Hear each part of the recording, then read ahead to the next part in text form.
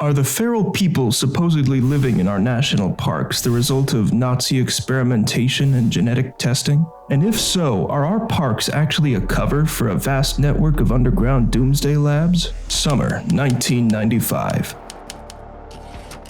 Mary McCullough, on a missionary retreat, goes with her friends on a walk through the lush, postcard-perfect woods and happens upon a clearing. Parallel to her, concealed by the sprawling arms of the woods, are a set of railroad tracks. Their weathered iron is in stark contrast to the natural beauty all around her. That's when she sees them. Black boxcars. Stepping towards them, her nostrils flare at the stench of copper and waste. Terrified, she opens the door to one of the boxcars. It's hollow save for a rail along the back wall. The interior is painted with German writing and symbols, including swastikas. Handcuffs and shackles sway in the stagnant air. There are scratches along the wall, and dried stains have set into the floor. This isn't an abandoned Nazi death camp in Europe. This is Glacier National Park in Montana.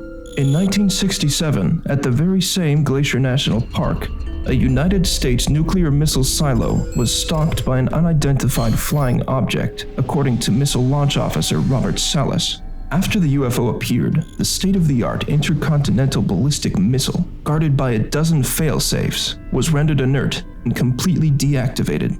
Just months later, 3 high schoolers camping in the park near Cameron Lake noticed an object in the sky. A star moving erratically among the rest. The connection? According to one man's deathbed confession, it was Adolf Hitler and the remnants of the Third Reich. In 1945, with an Allied victory in sight, the Nazis fled Europe for greener pastures. Spain, Argentina, and America. Hitler had supposedly enlisted his top SS officer, Otto Skorzeny, to smuggle the Nazi elite from Germany to continue the mission of the Third Reich underground.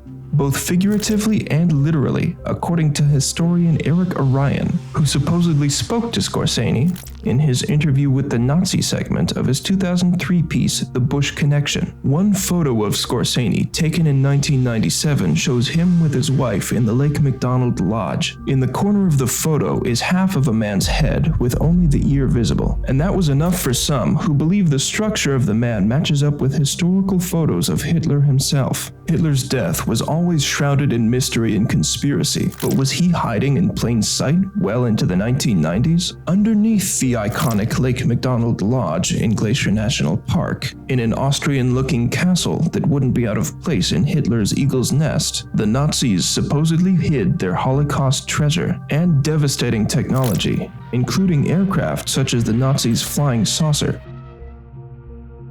Journalist Pamela Ray Schufert recounted a story on the television program Mysteries of the Outdoors that saw friends of hers visiting the park and following a set of train tracks to a clearing where black boxcars, covered by tarps, sat eerily unattended. Inside the cars there were shackles on the rails, bloody handprints, and signs of something horrible. Her friends were cautioned by their host family that the area was regularly patrolled by heavily armed government workers who wouldn't have hesitated to shoot on sight. But why there? Robert Salas postulates that the missile silo that encountered the UFO and Eric Orion's Skorzeny interview can all be traced back to Operation Paperclip, when the brightest minds of Nazi Germany were brought over to work for the US government. Over 1,600 scientists, engineers, and technicians were brought over between 1945 and 1959 to advance US military technology in the face of the Cold War and the space race. While many, including rocket engineer Wernher von Braun, helped give birth to NASA and the moon landing,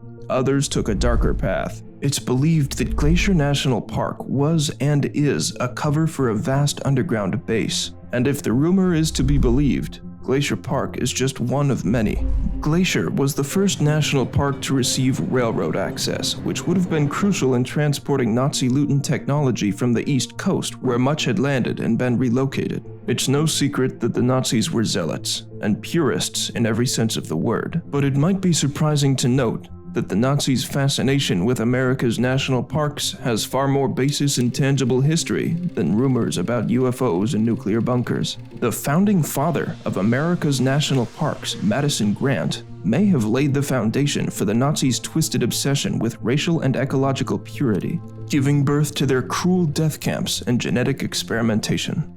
Grant's conservationist history and push to preserve America's natural beauty led to the founding of national parks including Denali, Olympic, Everglades, and Glacier. In 1916, Grant published a book entitled The Passing of the Great Race, which called attention to the plight of the Nordics and exclaimed that preservation was key to maintaining this master race. The book was met with acclaim and disgust in equal measure. It received accolades from another national parks icon, Theodore Roosevelt, as well as the admiration of one Adolf Hitler, who called the book his Bible. Among Grant's fans in Nazi Germany was also Karl Brandt, the physician behind the Nazi program of forced euthanasia. At Nuremberg, the trials held following World War II to hold the Nazis accountable for their wartime actions. Brandt's lawyers presented the passing of the Great Race as evidence that the Nazis had merely done what an American scholar had advocated. The Nazis experimented with a wide range of concepts and ideas, and even to this day, we may never know all of the twisted procedures the Reich had carried out. But did our government? Fearing the looming shadow of the Soviet Union, did the American government broker a deal with top Nazi scientists in the face of a common enemy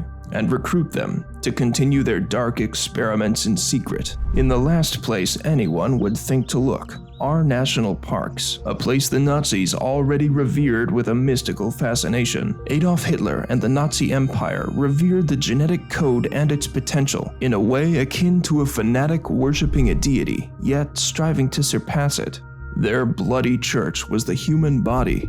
Their sinister sermon was advanced complex medical practices. Their offering of bread and wine was the fodder of the imprisoned. Wishing to perfect the so-called Aryan race of genetically superior human beings, the Nazis treated every failure as a lesson. They would experiment on conjoined twins, the pregnant, the young, the elderly, and anyone they could cut open for any means. They saw it as a twisting roadmap with highways of branching veins. The only toll was their humanity, which they gladly paid years ago. In reports compiled from eyewitnesses, survivors, and scholars who have studied the Nazis and their war crimes, some key names pop up, including Ilse Koch, the Witch of Buchenwald, and Josef Mengele, one of the key players of the Nazi death camps. Experiments included, but certainly weren't limited to, the removal of bones and limbs to place onto or into other victims, the injection of muscles with various serums and diseases, and tests of the human body and mind in freezing and high-altitude conditions. With Nazi doctors constantly pushing the boundaries of science, it's not unreasonable to assume that these experiments could have included genetic splicing and other horrific means. Obsessed with the occult and the myth of the werewolf, who's to say that an attempt to create one was out of the question? Reports of these feral men being sickly, running on all fours, repugnant in smell and appearance, could very well be the result of experimentation, and the ramifications of that passed down through fractured family trees.